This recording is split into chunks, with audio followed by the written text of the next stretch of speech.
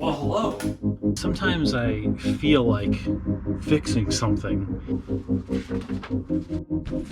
Look, here it is. But what is the heat exchanger used for anyways? Now you can see where all the magic happens. We're Jason and Susie. In 2019, we bought Not Enough and learned how to sail her. After fixing up the boat, it was time for something bigger. While our new sailboat Envision has brought us new challenges, it also brings bigger adventures. We want to share those adventures with you, so join us as we have Adventures in Paradise.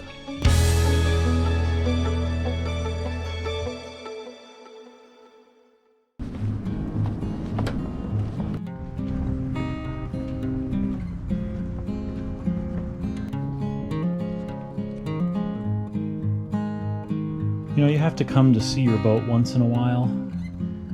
Once a week is optimal, at least if you can check it when it's sitting in the water. Make sure the lines are all still secure. Look for chafing around where the line lays on the dock. And just overall make sure nothing's come apart in wind, that the foresail is still wrapped up nice, and that your sail cover's still on.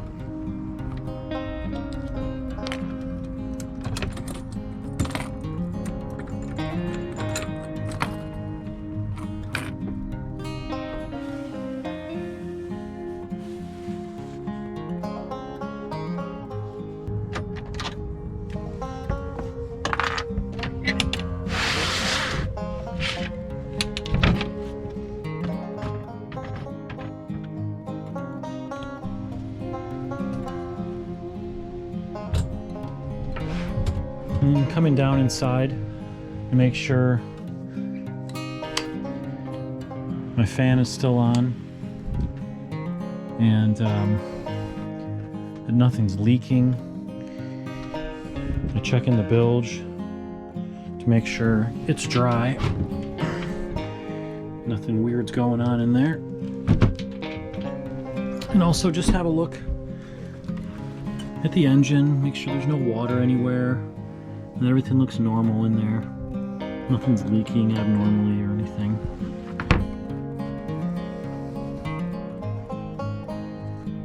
Today I'm here at the boat not only because I need to check on it and make sure everything's okay. I haven't been here in like 2 weeks. I also wanted to check to make sure I got pumped out because I asked the marina to pump out my waste tank, and I'll dump some chemicals and water in there if it's empty. And I also want to get our dinghy out of the sailboat and bring it with me home because we're going to go camping. And actually where we go camping, we float down this river, and in the wintertime it's cold, so we use the dinghy to float in instead of little rafts. This has got to be the fastest we've ever gone down here. I feel like we're in night vision. I wonder how fast we're going. 6 knots. 6 knots. Snorkel gear. Snorkel gear.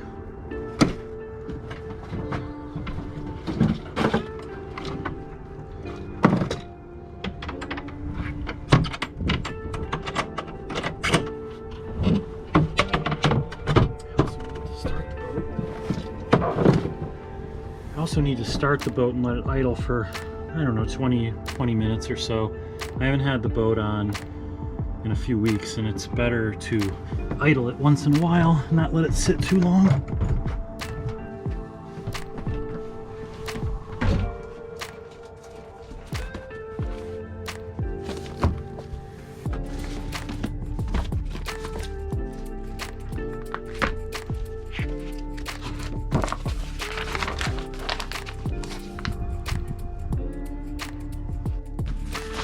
Here it is. If the boat is left afloat for periods of a month or more, the engine should be started at least every 14 days to prevent internal corrosion.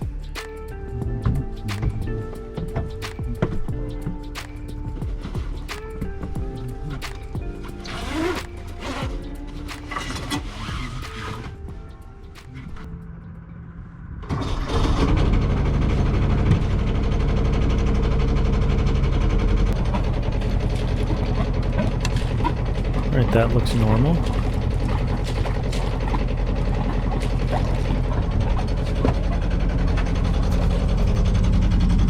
The engine's cold and the alternator looks good.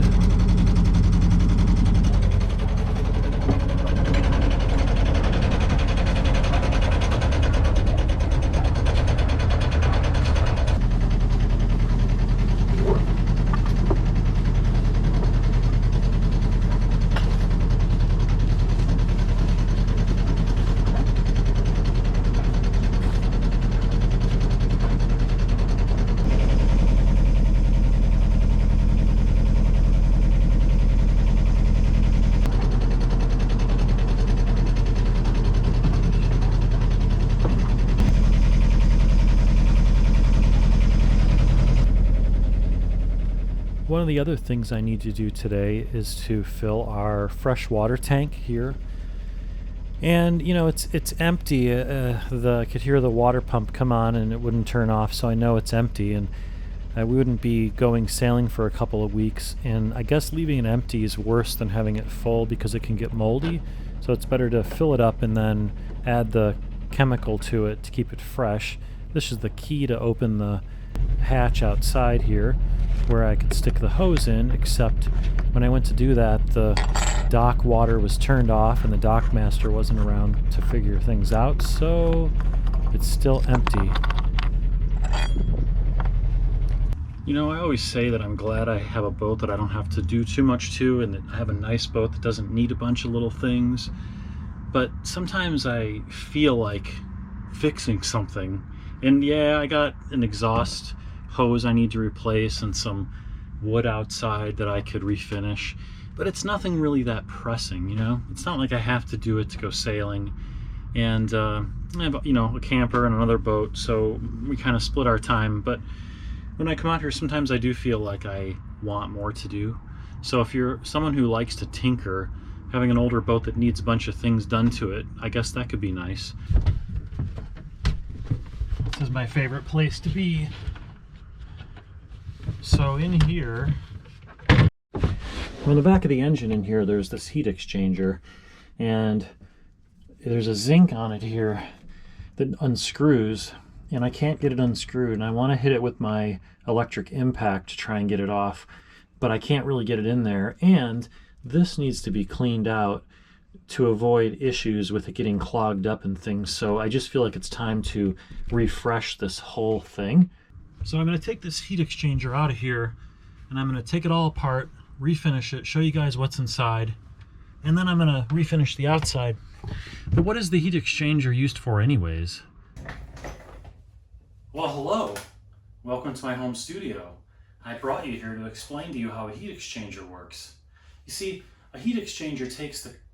Actually, I have a better way to do this.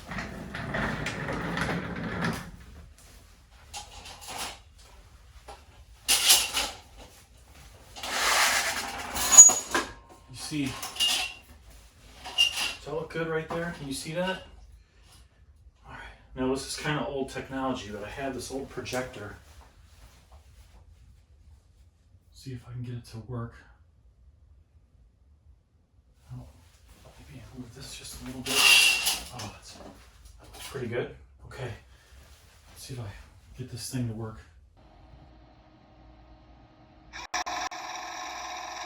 On the Universal M12, the heat exchanger is located here on the back of the engine. And on this view, where you can clearly see the heat exchanger and drain and zinc located here. A new heat exchanger from Catalina Direct will set you back $430.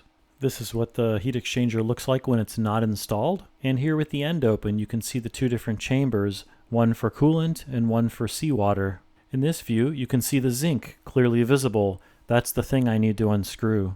I'm not going to go into super detail in this video about diesel cooling systems, but the cooling system needs a lot more maintenance than on a gasoline engine, including the heat exchanger being cleaned every 500 hours and the coolant being changed every 3 months.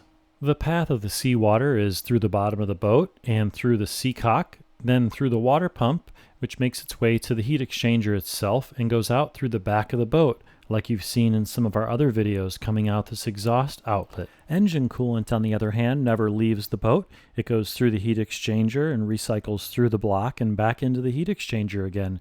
This way, without mixing with the seawater, it can be in the same compartment or heat exchanger, and the heat can be exchanged. Is this thing recording? All right. What did you think of that? Now you know how a heat exchanger in a sailboat works. Pretty cool, right? Well, anyways, thanks for coming by. Now you can see where all the magic happens.